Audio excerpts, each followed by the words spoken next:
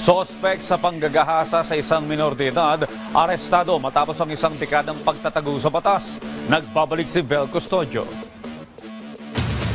Naaresto ka namin sa bisa ng warrant. Natuldukan na ang 12 taong pagtatago ng lalaking ito matapos siyang maaresto ng Valenzuela Police sa Pililla Rizal sa salang panggagahasa.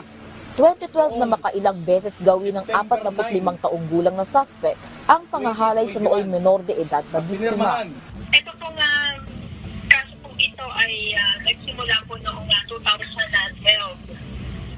Ang isang 15 anyos pong batang babae ay ginahasa ng kanilang kapitbahay na isang construction worker.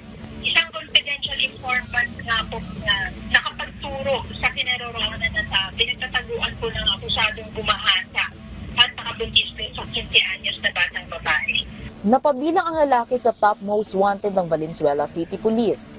Tumanggi namang magbigay ng pahayag ang akusado patungkol sa mga akusasyon sa kanya. No comment po ako, ma'am. Gayunman, hindi naman niya itinanggi na sa Pililla Rizal siya nanirahan. Almost 12 years. Reklamong 3 counts of rape ang nakatakdang harapin ng naarestong suspect.